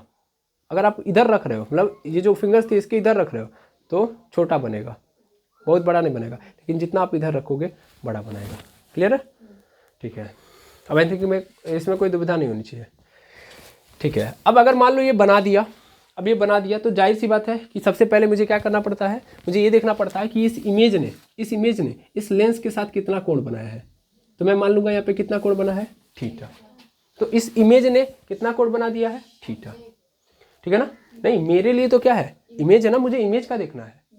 पहला तो ये देखना है ना, ये जो इमेज के द्वारा इस ऑप्टिकल लेंस के साथ जो कोण बनाया गया है वो कितना है। तो मैंने मान लिया थीटा। अब हम दूसरा क्या देखते हैं, दूसरा ये देखते हैं, कंपैरिजन करना है ना, कि उस ऑब्जेक्ट को जब मैं लीस्ट डिस्टेंस पे रख रहा हूं तो कितना डिस्टेंस बनता है, तो कितना एंगल बन रहा है, ठीक है ना। तो अब मान लो एक ही साथ तो दोनों को मैं समराइज कर सकता हूँ, एक ही साथ दोनों को नहीं ना कर सकता। एक ही साथ दोनों को मतलब ये जो आप बनाए हो ये इमेज के द्वारा बनाया गया एंगल थीटा, ठीक है। अब मैं ऑब्जेक्ट को पकड़ता हूँ, ऑब्जेक्ट मेरा ये है। कई लोगों को ये नजर आ रहा होगा कि सर ऑब्जेक्ट और इमेज दोनों क्या है, सेम एंगल क्रिएट कर रही हैं, है ना। देखो ये ऐसे जा रही है, ये ऐसे जा रही है। कई लोगों ने क्लास 10th के अंदर एक चैप्टर पढ़ा होगा, एप्लीकेशन ऑफ ट्रिग्नोमेट्री। तो वहाँ पे क्या होता है ना कि वहाँ पे अगर ऐसे निकल रही है ना, ऐसे निकल रही है, तो यहाँ पे थीटा जो एंगल बनता है वो इस बड़े वाले ट्रायंगल के लिए भी होगा और इस छोटे वाले एंगल के लिए भी सेम होगा। लेकिन यहाँ पे ऐसा गलती से भी मत सोचिएगा, ये आपने सिर्फ और सिर्फ माइक्रोस्कोप के लिए किया है ना। हमारा जो थीटा नॉट है वो पहले ही बोल चुका है कि हमारा थीटा नॉट कैसा होगा सर, वो लीस्ट डिस्टेंस पे ऑब्जेक्ट को रखने के बाद मिलेगा। यहां पे जो मिला है वो एंगल नहीं मेरा एंगल है, that is not my theta naught. Theta naught मतलब लीस्ट डिस्टेंस पे मैं किसी ऑब्जेक्ट को रख रहा हूं तो वो मेरी आंखों के साथ जो कोण बना रहा है, ठीक है। मेरी आंखें कहाँ होंगी, ये क्या है ऑप्टिकल इंस्ट्रूमेंट का लेंस, और मेरी आंखें यहाँ पे होंगी, हाँ या ना। अच्छा ये बताओ हमारी आंखों के और उस लेंस के बीच में कितना गैप होता है, कितना डिस्टेंस होता है, बहुत कम, हाँ या ना। तो मैं ऐसा एज्यूम नहीं कर सकता क्या कि ये जो लेंस है वही मेरी आंखें हैं, मान सकता हूँ, बिल्कुल मान सकता हूँ। भाई ये जो लेंस है और यहाँ पे मेरी आंखें हैं, तो कितना गैप होता है, बहुत ज़्यादा गैप होता है क्या मेरी आंखों से और उस लेंस के, उस माइक्रोस्कोप के बीच में, नहीं, बहुत कम गैप होता है। तो कम गैप है इसलिए मैं इस आंख को अपना इस लेंस के पास मान लूंगा और ऑब्जेक्ट को उठाऊंगा, और ऑब्जेक्ट को उठा के कहाँ रखूंगा सर, लीस्ट डिस्टेंस पे। मैंने मान लिया कि यहाँ से यहाँ तक कितना है, लीस्ट डिस्टेंस है, ठीक है ना। यानी ये मेरी आंखें हैं और आंखों से कितनी दूरी पे रखा गया है, डी डिस्टेंस पे रखा गया। बड़े अच्छे से समझिएगा। अब रखा गया तब देखा जा रहा है कि मेरी आंखों के साथ ये कितना कोण बना रहा है। तो जाहिर सी बात है तब जो कोण बनाएगा वो क्या होगा, थीटा नॉट होगा। बहुत छोटा बन गया है, अभी मैं उसका बड़ा इमेज दे रहा हूँ, ठीक है। अब मैं यहाँ पे क्या करूँगा, तुलना करूँगा, और तुलना करने के बाद मुझे यहाँ पे मिल जाएगा। समझ में आया कि नहीं आया। ये बड़ा कन्फ्यूजिंग है, सबसे ज़्यादा कन्फ्यूज होते हैं बच्चे, समझ पा रहे हैं। मैंने बोला कि मुझे कंपैरिजन करना है। मैंने पहले देखा कि ये इमेज बनी, इमेज जो है लेंस के साथ कितना कोण बना रही है, थीटा, ठीक है ना। लेकिन ऑब्जेक्ट कितना कोण बना रही है जब लिस्ट डिस्टेंस पे रखी है, तो उसके लिए मैंने इसको उठा के यहाँ पे रखा, तो बहुत सारे लोग यहीं से खत्म हो गए, क्योंकि थीटा नॉट ने कंडीशन क्या रखी, ये बताओ पहले ये कि ये ऑब्जेक्ट लिस्ट डिस्टेंस पे रखी गई है, नहीं, ये लिस्ट डिस्टेंस पे कहाँ है। लिस्ट डिस्टेंस का मतलब वो डी डिस्टेंस होनी चाहिए ना, दूरी पे होगी ना वो। ये तो हम लोगों ने इसको यहाँ पे इसलिए रखा है ताकि ये F1 और O के बीच में आए, ताकि इमेज बड़ी बने। ये तो हम लोगों ने लेंस के अंदर इमेज बड़ी बनाने के लिए इस ऑब्जेक्ट को यहाँ पे रखा है। तो दैट इज थीटा। और थीटा किसके द्वारा बनाया गया, इस इमेज के द्वारा बनाया गया है, ऑब्जेक्ट के द्वारा। देखो हम मैग्निफिकेशन का फॉर्मूला क्या लिखते हैं, थीटा अपॉन थीटा नॉट। तो ये जो थीटा नॉट होगा वो ऑब्जेक्ट द्वारा हमारी आंखों पे बनाया जाएगा जब उस ऑब्जेक्ट को हमने लिस्ट डिस्टेंस पे रखा होगा। समझ पा रहे हैं। तो हम ये भी तो चेक करेंगे, तो जाहिर सी बात है कि ये मेरा यहाँ पे तो नहीं होगा, तो इसको मैंने उठा के कहाँ पे शिफ्ट कर दिया, यहाँ पे। रीजन बिहाइंड इट, मुझे लग रहा है, मुझे क्या दिख रहा है कि भाई जाहिर सी बात है कि इमेज यहाँ पे बनी है, तो इसी के आसपास मेरा क्या होगा, लिस्ट डिस्टेंस भी होगा। समझ पा रहे हैं ना। इसीलिए मैंने क्या कर दिया, उठा के यहाँ पे रख दिया, और कोई काम नहीं गलत किया है। मतलब कोई उठा के इधर उधर नहीं किया है, मैंने एक्चुअल में लिस्ट डिस्टेंस पे इसको रखा। तो मेरे अनुसार ये जो इमेज बनी है और जो ऑब्जेक्ट को उठा के रख रहा हूँ तो वो दोनों लिस्ट डिस्टेंस पे ही है, ठीक है ना। और मैं इस लेंस को अपनी आंखों के मतलब मान ले रहा हूँ कि लेंस मेरी आंखें है, रीजन बिहाइंड इट क्योंकि आंखें भी तो मेरी लेंस के एकदम पास है, समझ में आ रहा है ना, आंखें भी मेरी लेंस के एकदम पास है। तो इसलिए मैंने मान लिया कि ये जो लेंस है वो मेरी आंखें ही हैं और उसके उस कंडीशन में ये जो ऑब्जेक्ट है वो मेरी आंखों के साथ थीटा नॉट कोण बना रहा है, ठीक है, क्लियर है। अब मैं इन दोनों कोणों का कंपैरिजन करूंगा, एक बार मैं थीटा निकालूंगा और एक बार थीटा नॉट निकालूंगा, ठीक है। तो बारी बारी समझा जाए। आई थिंक आपको कॉन्सेप्ट समझ में आ गया होगा, कॉन्सेप्ट समझ में आ जाएगा तो मैग्नीफाइंग पावर यहाँ पे क्लियर हो जाएगा, ठीक है। माइक्रोस्कोप क्या कर रहा है, क्लियर है, ठीक। तो पहले इसको भी समझ लेंगे आप, चलिए ध्यान देंगे। मैंने क्या लिया, ये लेंस लिया है, ये जो लेंस है एक्चुअल में ऑप्टिकल इंस्ट्रूमेंट का लेंस है, यानी सिंपल माइक्रोस्कोप पढ़ रहा हूँ तो सिंपल माइक्रोस्कोप है यहाँ पे, ठीक है। अब जाहिर सी बात है सिंपल माइक्रोस्कोप के अंदर लेंस लगा होगा, लेंस का अपना क्या होगा, ऑप्टिकल सेंटर होगा, प्रिंसिपल एक्सिस होगा, ये सब चीज़ें तो होंगी ना, ठीक है। यहाँ पे रख लिया और यहाँ पे मैंने मान लिया कि इसका यहाँ पे फर्स्ट फोकस है, यहाँ पे सेकेंड फोकस है। अब मैंने जो ऑब्जेक्ट है उसको कहाँ पे रखा है, यहाँ पे रखा है। क्यों रखा आपको समझ में आ रहा होगा, कारण स्पष्ट है, ठीक है, ठीक। थोड़ा सा और इधर कर लेता हूँ, यहाँ पे F1, यहाँ पे ऑब्जेक्ट, ठीक है। तो जैसा कि सभी लोग जानते हैं सबसे पहली रेज ऐसे जाएगी और जाने के बाद ये किधर चली जाएगी, F2 पे से होते हुए चली जाएगी। दूसरी जो किरण है वो कहाँ से निकलेगी, दूसरी जो किरण है O से निकलते हुए निकल जाएगी, ठीक है ना। अब ये दोनों किरणें क्या है, अलग अलग है, जैसे मैंने पहले ही बोला था कि डाइवर्जिंग नेचर की हैं। ये कैसी हैं, डाइवर्जिंग नेचर की है, ये एक दूसरे से कभी नहीं मिलेंगी। तो इस केस में हम क्या करते हैं कि इन दोनों को पीछे लाते हैं, है ना, पीछे लाते हैं और यहाँ पे कहीं पे लाके मिला देते हैं, मिला दिया तो मिल गया, ये मिल गया। अब ध्यान से देखिएगा, तो ये मेरा बनके तैयार है इमेज। ये क्या था, मेरा ऑब्जेक्ट था, ठीक है, और ये क्या है, ये आपका इमेज, ठीक है, ये इमेज है। ध्यान से सुनेंगे और समझेंगे, ध्यान से सुनेंगे और समझेंगे। तो क्या मैं समझाना चाह रहा हूँ, क्या समझना है आपको, ध्यान देंगे। तो ये ऑब्जेक्ट है, जाहिर सी बात है कि इन सब के डिस्टेंसेस को भी पहले मेजर करना होता है। मान लो ये ऑब्जेक्ट है, तो ऑब्जेक्ट रखा गया है यहाँ पे, तो ऑब्जेक्ट का जो डिस्टेंस होगा वो इस ऑप्टिकल सेंटर से नापा जाएगा और मैंने मान लिया कि वो कितना है, u0 है, कितना है, u0 है, ठीक है, बिल्कुल u0 है। फिर मैं इस इमेज का नापूंगा तो फिर ये क्या आएगा सर, ये आपका vi होगा, या सिंपल v ले लो, ले लेंगे v, तो मिल ली, ये तो क्या होगा अपना v हो जाएगा।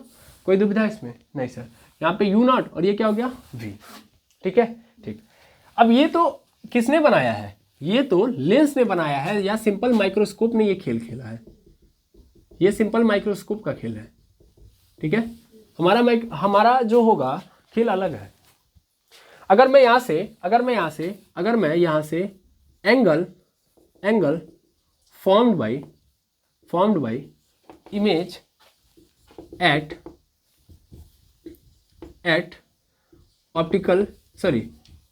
एट लेंस अगर मैं चेक करूं तो क्या मुझे पता चल जाएगा, बिल्कुल सर। अगर मुझे एंगल पता करना हो तो देखिए ध्यान से, इस इमेज के द्वारा इस लेंस पे थीटा एंगल बनाया जा रहा है या ना, बनाया जा रहा है। अब मैं अगर ध्यान से देखूं तो क्या मुझे मिलेगा, बड़े अच्छे से समझिएगा। जैसा कि ये इमेज बना है तो इमेज की अपनी एक हाइट भी होगी, इसको मैं मान लेता हूँ HI बोल सकता हूँ, बिल्कुल HI बोल सकता हूँ। इस ऑब्जेक्ट की हाइट को मैं क्या मान लूँगा, HO, हाइट ऑफ ऑब्जेक्ट, और इसको मैं बोल दूंगा हाइट ऑफ इमेज, ठीक है, ठीक है।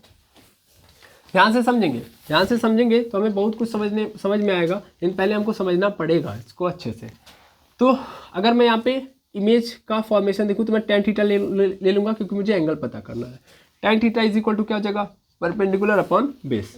देखो ये जो मैंने यहाँ पे बनाया है थीटा, ये किसके लिए मैंने लिया है, इसके लिए, ठीक है ना, बड़े वाले के लिए, है ना। तो परपेंडिकुलर क्या होगा सर, HI होगा, अपॉन पूरे के नीचे क्या होगा, V हो जाएगा, हाँ या ना। इसको क्वेश्चन नंबर 1 मान सकता हूँ, क्योंकि हम सबको पता है कि लेंस बहुत छोटा है, फोकल लेंथ छोटी है, तो ले देखिए इसका एंगल भी क्या होगा, छोटा होगा। तो चूंकि थीटा टेंस टू जीरो, तो जाहिर सी बात है कि tan theta is equal to tan theta approximately zero होगा, जीरो कह रहा हूँ, थीटा होगा, tan थीटा अप्रॉक्सीमेटली थीटा हो जाएगा। तो दैट मीन्स ये जो मिला है हमको थीटा की वैल्यू मिली है, यानी HI अपॉन V मिला है कि नहीं मिला है। इसको इक्वेशन नंबर में क्या मान लूँगा, इसको इक्वेशन नंबर 1 मानूंगा, इसको नहीं, इसको इक्वेशन नंबर 1 मानिए। ये जो आपने बनाया है ये एक्चुअल में क्या, angle formed by image at lens, समझ में आया ना। अब मुझे अगर मैग्नीफाइंग पावर निकालना है यहाँ से, मेरे माइंड में चलेगा मैग्नीफाइंग पावर, क्योंकि ये जो थीटा है वह इस लेंस के द्वारा बनाया गया है, इस इमेज के द्वारा इस लेंस पे बनाया गया। अब मैग्नीफाइंग पावर क्या कहता है, थीटा अपॉन थीटा नॉट, अगर याद हो आपको तो। थीटा अपॉन थीटा नॉट का मतलब क्या है सर, विजुअल एंगल का आपने अभी क्या नहीं किया, कंपैरिजन, मतलब विजुअल एंगल है ये। विजुअल एंगल मतलब कि अगर एक ऑब्जेक्ट को मैं लीस्ट डिस्टेंस पे रख रहा हूँ, लीस्ट डिस्टेंस पे रख रहा हूँ, तो वो ऑब्जेक्ट मेरी आंखों के साथ जो इमेज एंगल क्रिएट करता है उसी को हम क्या बोलते हैं, थीटा नॉट। तो वो थीटा नॉट देखना पड़ेगा। तो मैं कब करता हूँ, मैं जो इमेज है, अभी ये तो इस लेंस का माइक्रोस्कोप का खेल हो गया, अब मैं अपना अलग से लेके आता हूँ। मैंने क्या किया, मैंने इस ऑब्जेक्ट को पकड़ा, इसको मैंने अपनी आंखों से, अभी लेंस वेंस हटा दिया मैंने, लेंस का मैकेनिज्म यहाँ से हटा दिया, मैं अलग से चेक करूंगा ना कि कितना बना रहा है ना। तो मैं यहाँ से देख रहा हूँ, तो इस ऑब्जेक्ट के द्वारा जो मेरी आंखों पे कोण बनाया गया वो क्या होगा, थीटा नॉट। अच्छा, मैं ये ऐसा मान सकता हूँ कि देखो मेरी आंखें यहीं पे तो कहीं होंगी, है ना। तो बस मैंने इतना सा जिम किया था कि भैया कि जो मेरी आंखें हैं वो एक्चुअल में लेंस के पास है, क्योंकि बहुत नज़दीक से मैं देख रहा होता हूँ, तो नज़दीक से देख रहा होता हूँ तो बहुत नज़दीक है मेरी आंखें इस लेंस के, तो मैं एक्चुअल में मान लेता हूँ कि जो मेरी आंखों के अंदर जो लेंस लगा उसका ऑप्टिकल सेंटर और जो यहाँ का ऑप्टिकल सेंटर है वो लगभग इक्वल ही होगा। क्यों ऐसा किया, ताकि मुझे अलग अलग डिस्टेंसेस ना लेनी पड़े।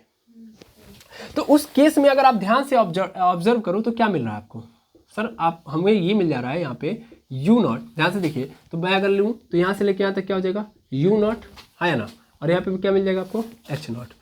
तो जैसा कि आप समझ रहे हो कि यू नॉट नहीं लेना है मुझे तो लेना है डी, हाँ या ना, मुझे तो डी लेना है ना, डी डिस्टेंस पे रखना है मुझे, जैसा नो, ये मेरी आंखें हैं तो आंखों से ये जो ऑब्जेक्ट है वो डी डिस्टेंस पे होना चाहिए। डी डिस्टेंस मतलब व्हाट इज डी, सर ये है एल डी सी बी, है ना, एल डी सी बी है list distance of clear vision. Okay, अब मैं अगर यहाँ से tan थीटा निकालूं तो यहाँ का जो tan थीटा होगा, सॉरी tan थीटा नहीं होगा, थीटा नॉट होगा, और वो भी परपेंडिकुलर अपॉन बेस होगा, और परपेंडिकुलर क्या है, एच नॉट, और बेस क्या है, डी। अगर मैं भी जानता हूँ कि यहाँ पे मेरी आंखें बहुत छोटी हैं तो लेंस भी छोटा होगा, तो जाहिर सी बात है एंगल भी क्या होगा, छोटा होगा, तो थीटा नॉट टेंस टू 0, ठीक है ना। तो उस केस में tan theta naught is approximately theta naught हो जाएगा। अब उस केस में अगर मैं देखूं तो theta naught is equal to मेरे पास क्या गया, एच नॉट अपॉन डी हो गया, है ना। इसी को हम इक्वेशन नंबर 2 बोल सकते हैं, है ना, है ना। ये चीज मैं समझाना चाह रहा था, ठीक है। अब एक्चुअल में हुआ क्या है, ध्यान से समझिएगा, एक्चुअल में क्या हुआ है इसको पकड़िएगा। ये चीज अलग है, ये अलग मैंने रखा, ये अलग रखा, ये लेंस का सॉरी ये सिंपल माइक्रोस्कोप का फिनोमिना था, ये मेरी आंख का फिनोमिना था। मैंने क्या सोचा, मैंने सोचा ना एक काम करता हूँ, दोनों को एक ही पे सबमर्ज कर लेता हूँ, दोनों को वो एक ही पे उठा के सबमर्ज करता हूँ, है ना, एक ही समय पे दोनों को एक साथ कैलकुलेट करता हूँ। यहीं पे कंफ्यूजन आता है और कोई कंफ्यूजन नहीं है, क्योंकि हम एक ही बार में दोनों क्रिएट कर देते हैं। देखिए एक्चुअल में कहानियां अलग अलग हैं, लेकिन अभी मैंने एक बात बोली ना कि ये मेरी आंखें भी इस लेंस के नजदीक होंगी, तो लगभग डिस्टेंसेस तो सब वही होंगी ना, है ना। तो एक काम करता हूं ना, जो ये अभी फिनोमेना बना उसी समय इसको भी चेक कर लेता हूं, अलग से कौन चेक करेगा, ठीक है। तो इस चीज को यहाँ पे मिक्स करो, ठीक है ना, लेकिन ध्यान देना ये अलग है, ये अलग है, ठीक है, ये अलग है, ये अलग है। जाहिर सी बात है आंखों के सामने लेंस लगा दोगे तो चीजें चेंज हो जाएंगी ना। तो अभी मैं ये मान के चल रहा हूं कि जब मैं इसको लेके आ रहा हूं तो इसका मतलब लेंस नहीं लगा है, ठीक है ना, इसका मतलब लेंस नहीं लगा है, ये मतलब है। तो अगर मैं ध्यान से देखूं, इसी चीज को मैं यहाँ पे फिट करूं, इस चीज को यहाँ पे फिट करो, यहाँ पे आंखें हैं, है ना, ध्यान से समझना। अब मुझे इस आंखों से ऑब्जेक्ट को डी डिस्टेंस पे रखना है, डी डिस्टेंस पे रखना है, तो मैं अपने ऑब्जेक्ट को उठाऊंगा, यही है मेरा ऑब्जेक्ट, इसको उठा के लेके जाऊंगा डी डिस्टेंस पे। ये डी डिस्टेंस तो नहीं है, जाहिर सी बात है, तो ये डी डिस्टेंस है, तो मैं इसको उठा के लेके जा रहा हूँ।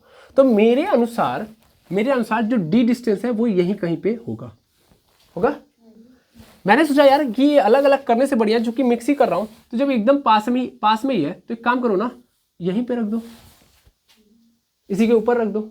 इससे क्या होगा कि अलग अलग डिस्टेंसेस कंफ्यूज करेंगी, उससे बढ़िया क्या होगा कि सीधा सीधा ले लेता हूँ। देखो यहाँ पे तुमको मिल चुका है, अगर मैं मिक्स ना करूँ, अलग अलग रखूँ, तो हमको बहुत कुछ मिल चुका है। जैसे देखो, अगर मैं मैग्नीफाइंग पावर पता करूँ तो थीटा अपॉन थीटा नॉट होता है, थीटा की वैल्यू क्या है, एच आई अपॉन बी है, और थीटा नॉट की वैल्यू क्या है, एच नॉट अपॉन डी है। इसको सही फॉर्मेट में लिख दो तो क्या हो जाएगा, H I upon V into D upon H naught, होगा कि नहीं होगा, ये आ जाएगा, यही आपका एम है कि नहीं है। ये आपका एम है। लेकिन जो आप एम बनाए हो ये क्या देखने लायक अभी नजर आ रहा है? मैं देख रहा हूँ कि 4-4 डिस्टेंसेस लेके आनी पड़ रही हैं, बड़ा कंफ्यूजिंग है कि नहीं है? इसीलिए हम ये दिमाग लगा रहे हैं कि यार अलग अलग लेने से बढ़िया मैं ऐसे अप्रॉक्स मान सकता हूँ कि जो डी होगा मेरा कहाँ पे होगा, यहीं पे लाई करेगा। समझ में आ रहा नहीं आ रहा है? तो इसका मतलब ये जो डी होगा, मतलब ये जो ऑब्जेक्ट होगा, इस ऑब्जेक्ट को कहाँ पे रख दो, यहाँ पे, है ना? मैं आंखों से देख रहा हूँ, माइक्रोस्कोप का इसमें कोई रोल नहीं है। तो यहाँ से देख रहा हूँ तो मेरे हिसाब से ये जो होगा डी डिस्टेंस पे हो गया, और इस केस में मेरी आंखों के साथ जो कोण बनाया जा रहा है वो थीटा नॉट होगा। अब समझ में आया? इस चीज को मैंने उठा के इसमें पुट कर दिया, ठीक है? तो इस केस में अगर मैं देखूं, जब मैंने मिक्स किया तब मेरे बाद, मतलब ये मिक्स करने के बाद मैं बाहर से देख रहा हूं, तब मुझे ये पता चला कि जो भी है वो तो डी के बराबर है। समझ पा रहे ना? मिक्स कर दिया तब। अब मिक्स करने के बाद मुझे नजर आया कि v is equal to D, v is equal to D. तो v और d अगर बराबर है तो जाहिर सी बात है कट जाएंगे। तो m इज इक्वल टू क्या मिल जाएगा मुझे, hi अपॉन v इंटू, यहाँ पे d है तो d के जगह पे मैं v रख सकता हूँ, या v के जगह पे d लिख सकता हूँ, चूंकि v इज इक्वल टू क्या हो चुका है, चूंकि v is equal to d। तो यहाँ पे मैं क्या लिख सकता हूँ, d के जगह पे d ही रहने दो, v की जगह पे मैंने d रख दिया, h i upon h not, d से d क्या हो गया, कैंसिल। तो m इज इक्वल टू क्या मिल गया, h i upon h not, ठीक है? h नॉट या h लो, कोई दिक्कत नहीं होनी चाहिए, ठीक है? ये मिल गया हमको मैग्निफिकेशन का फॉर्मूला, ठीक है? अलग अलग मैं अगर ले रहा हूँ, मान लो, सोच लो, ऐसे मान लो कि अगर मेरा ये नहीं बन रहा है, डी पे अलग है, तो मेरे पास ये फॉर्मूला है ना, आई बात समझ में? और अगर इमेज का जो फॉर्मेशन है, इमेज का फॉर्मेशन डी डिस्टेंस पे ही हो रहा है, तब ये फॉर्मूला आप यूज करोगे, ठीक है? तो मैंने आपको दोनों बता दिए, ठीक है? मैंने जबरदस्ती नहीं यहाँ पे किया कि नहीं यही वाला आपको यूज करना है, ठीक है? आई होप क्लियर हो गया होगा कॉन्सेप्ट, ठीक है? इसको आप क्या कर लेंगे, नोट डाउन। अब ध्यान दीजिएगा, ये पूरे केस के बाद हमें ये नजर आ गया कि ये थीटा है, ठीक है ना? अब ये जो मैंने m निकाला है ये तो अलग की कहानी है भाई, ये तो मैंने मैग्नीफाइंग क्या बोलते हैं, पावर के लिए ये किया है, ठीक है ना? अब मैग्नीफाइंग पावर को हटाओ, मैकेनिज्म देखो सिंपल माइक्रोस्कोप का। तो ध्यान से देखना, माइक्रोस्कोप का सिंपल मैकेनिज्म यही है भैया, बहुत सिंपल है कि ध्यान से देखो, ये जो ऑब्जेक्ट था, अब ये खेल खत्म हो चुका है, ये जो f है d है इसका खेल खत्म, ठीक है ना? अब ध्यान से समझो, तो मेरे लिए जो इमेज होगी अब वो क्या हो जाएगी, ये नहीं सर, ये ऑब्जेक्ट था, छोटा कोड बना रहा था, थीटा नॉट बना रहा था, लेकिन इमेज क्या बना रही है, थीटा। ये जो थीटा है ये जाहिर सी बात है थीटा नॉट से बड़ा है कि नहीं है? यहाँ पे सिंपल माइक्रोस्कोप ने क्या कर दिया, थीटा नॉट से बड़ा थीटा ला के दे दिया। अब मैं यहाँ से जब देखूंगा तो ये लेंस है, ये लेंस ने क्या किया है कि मुझे ये दिखाया है, इसको खत्म करके ये दिखाएगा मुझे, ठीक है ना? मेरे लिए अब वस्तु कौन होगी, ये, और ये जो वस्तु है ये मेरी आंखों पे थीटा कोण बना रही होगी, यानी मेरे लिए रियलिटी में जो अब विजुअल एंगल होगा वो थीटा हो जाएगा। और ध्यान से देखिए थीटा क्या हो गया, थीटा नॉट से बड़ा हो गया कि नहीं हो गया? तो इस कंडीशन में विजुअल एंगल आपने बढ़ा दिया। क्यों बढ़ा दिया? क्योंकि आप ध्यान से ऑब्जर्व भी कर सकते हैं कि यहाँ पे height of image is greater than height of object, इस कारण ऐसा हुआ है, यानी इस माइक्रोस्कोप ने हाइट बढ़ा दी है वस्तु की, ठीक है? ये वस्तु अब नहीं रह गया, वस्तु कौन है अब, ये है। अब ये मेरी आंखें देखेंगी तो इमेज की हाइट वस्तु की हाइट बढ़ चुकी है, मेरी आंखें इसे वस्तु मानेंगी, इसकी हाइट बढ़ चुकी है, विजुअल एंगल बड़ा हो गया है, तो अब जो इमेज होगा वो क्लियर बनेगा, ठीक है ना? Concept clear? तो इस तरीके से सिंपल माइक्रोस्कोप का मैकेनिज्म है, और आई होप आपको पूर्ण रूप से समझ में आ गया होगा, इसमें कोई दुविधा नहीं होनी चाहिए, ठीक है? और अगर ये कॉन्सेप्ट समझ में आ गया तो कंपाउंड माइक्रोस्कोप में आपको ज़्यादा तामझाम करना ही नहीं पड़ेगा। बस कंपाउंड माइक्रोस्कोप में क्या होगा, जैसे आपने यहाँ पे एक लेंस लगाया है वहाँ पे 2 लेंस लगेंगे, ठीक है ना? यानी यहाँ से इमेज बनेगी, यहाँ पे आप क्या करोगे, यहाँ पे रखोगे ऑब्जेक्ट को, फिर इसकी कोई इमेज बनेगी, इमेज बनने के बाद फिर उसकी एक और इमेज बनेगी दूसरे लेंस के थ्रू, ठीक है ना? तो दूसरा लेंस आएगा, वो दूसरा लेंस फिर कुछ जादू करेगा, यानी ले दे के अंततः सबका काम यही है कि ऑब्जेक्ट की हाइट को मेनली ऐसे समझो, ऑब्जेक्ट की हाइट को बड़ा दिखाना हमारी आंखों को, ताकि विजुअल एंगल क्या हो, बड़ा बने। तो मिलते हैं नेक्स्ट वीडियो में जहाँ पे हम कंपाउंड माइक्रोस्कोप के बारे में बात कर रहे होंगे। आज के लिए इतना ही। Thank you very much एमर्स।